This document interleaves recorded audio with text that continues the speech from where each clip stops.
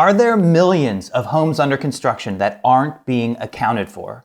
Is there a shadow inventory hidden out of view that could, in the coming recession, flood and crash the U.S. housing market? My colleague Travis over at Real Estate Mindset sure thinks so. Here's his most recent upload. Despite what we're hearing in the industry, we have a ridiculous amount of inventory right now. In fact, we don't even know how much inventory we have because almost every single builder isn't properly reporting the inventory on MLS, and that's exactly what I'm gonna show you. And then Travis shows us. He drives around this Texas development called Presswood and shows us clearly that there are well over 100 houses for sale, while only 36 houses are listed on the MLS. Real inventory is 3 times reported inventory, right? Case closed, right? Well, no. This is actually a complete fallacy, a fiction, a fantasy invented by Travis and other crash bros. And before I explain why, I have to tell you why I'm making this video in the first place. To me, it seems like Travis should know better. And don't get me wrong, I like Travis. I'm rooting for Travis. I watch his videos, I know he's a husband and a dad like myself, and I completely empathize with his effort to build a following and spread his point of view about the housing market. But Travis is himself a real estate professional. He's a licensed loan originator and real estate salesman. Here he is in 2018 boasting about his ability to close loans for recently bankrupt borrowers. There's certain circumstances where I can close one day out of bankruptcy. If it's a Chapter 13 bankruptcy, I could do a manual underwrite. It's all this crazy talk.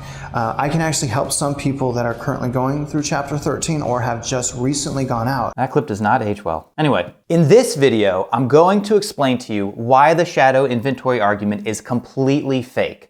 And then, though part of me really doesn't want to, I have to, for your own sake, expose the utter hypocrisy at the core of Travis and his channel, Real Estate Mindset. And if you appreciate honest real estate analysis and education, let me know by hitting that like button. It helps our channel grow and I really appreciate it. Now let's get into it. Travis focuses on shadow inventory in the new homes market. That is, inventory that exists but isn't reported in new construction homes. So let's first be clear about what we're discussing. The US housing market can be separated into the existing homes market and the new homes market. Existing homes are just that, homes that were built in the past and are being sold by their current owner, who is, of course, not the original home builder.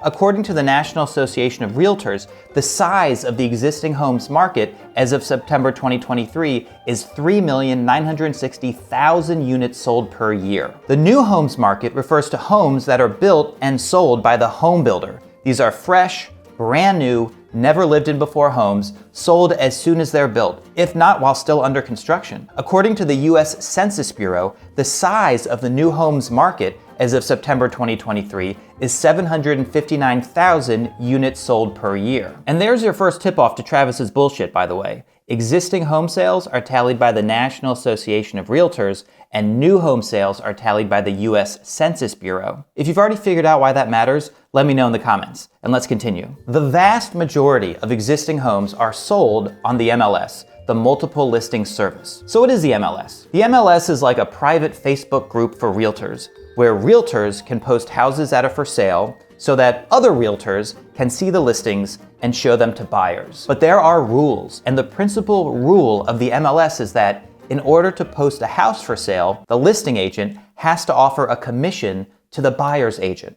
In fact, these days, Redfin shares what that commission is. A listing agent can offer any commission he or she wants, but it's almost always 2 to 3%. And remember, this commission offering to the buyer's agent is mandatory.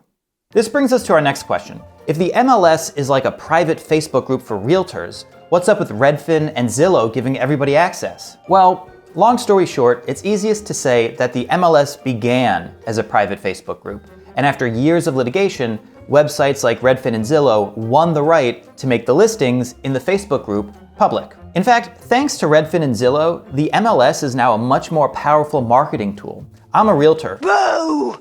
Boo! So when I list a home, really all I need to do is make an MLS listing, complete with a commission offered to the buyer's agent, and I know that anybody looking for a home in that area is going to see my listing on Redfin or Zillow.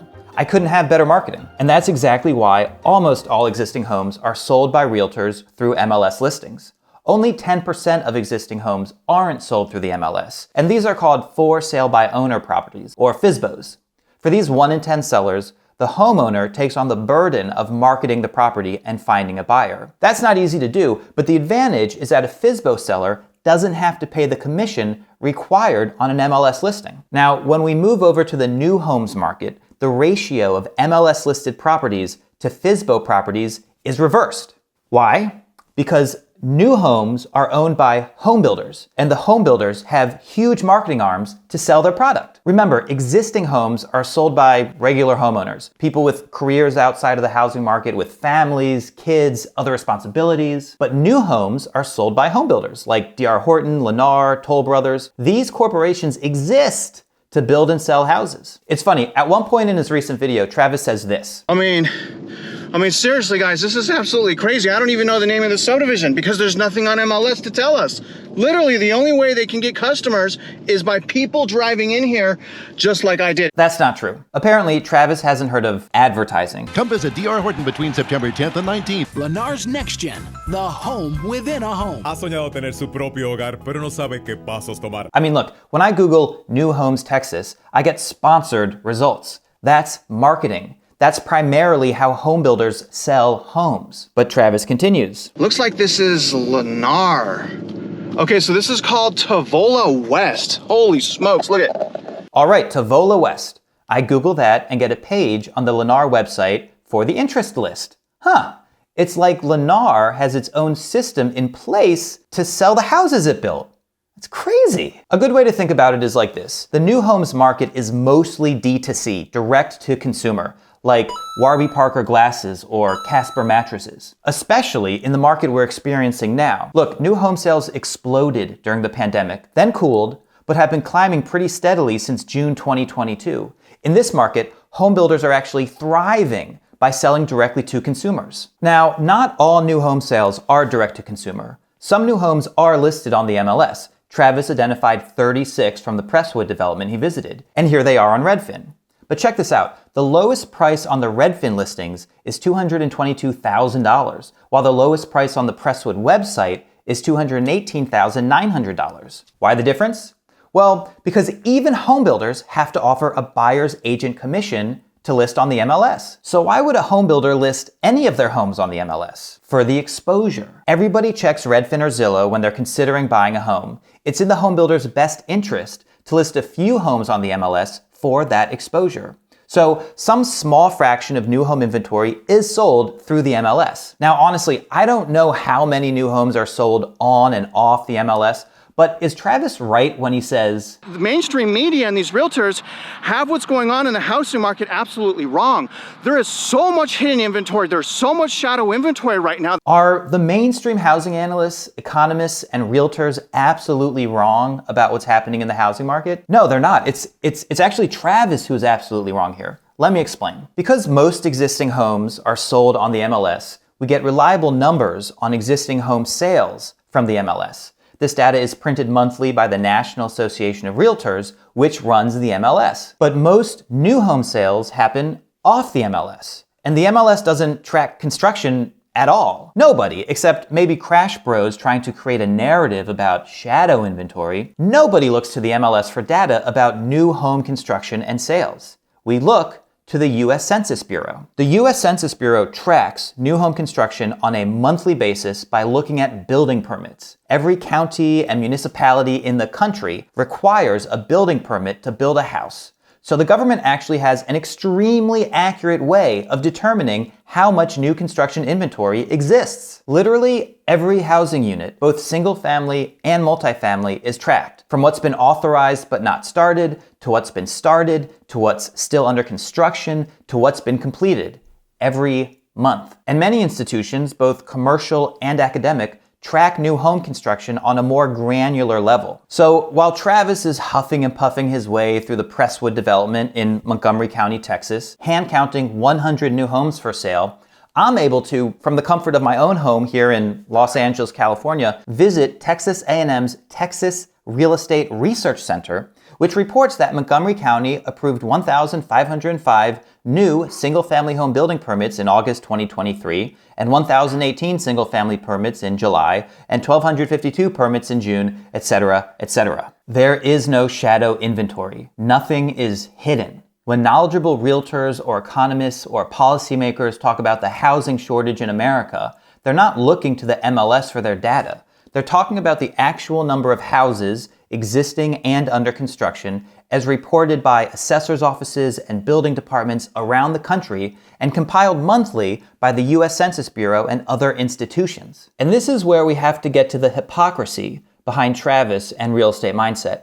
I don't know if Travis knows what I just explained to you. Maybe he doesn't. But here's what he had to say about realtors and real estate professionals just a few years ago. It is so very important now more than ever to reach out to a loan officer and a realtor team that is set up to give the public in our communities real information. And the real information is that Travis is himself a homeowner. I have an FHA mortgage on a house, but from what I understand, and I don't know all of the details, I don't know anything firsthand, but from what I understand by watching Travis's videos and reading comments, the house he owns is a rental. He rents it to a tenant, and his family lives in a different house, which they rent. Now look, I totally support what Travis is doing. Real estate is an excellent investment, rental income is wonderful, and I wholeheartedly support whatever arrangement works best for Travis and his family. And sincerely, I wish them the best. But here's the hypocrisy.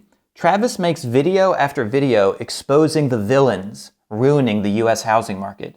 He goes after home builders, the Fed, the government, Zillow, realtors, blaming them for a housing market that's become too difficult, too strained, too expensive, when really, all of the blame lies in Travis himself. The truth is, there is no cabal. There is no housing Illuminati, no shadow inventory, no conspiracy to screw average Americans out of homeownership. There's simply an existing homes market that enjoyed extremely low mortgage rates for a really long time, and a new homes market that isn't building enough inventory. Most homeowners have no incentive to sell into this market, and new homes aren't able to make up the difference. And what's my proof? It's Travis. Why hasn't Travis sold his house? Why is he keeping it as a rental? Again, I'm not attacking him for having a rental property. On the contrary, I commend him for doing whatever is in his best interest. What I'm attacking Travis for is being so blind. He puts so much energy into identifying why the market is so out of whack, when all he needs to do is just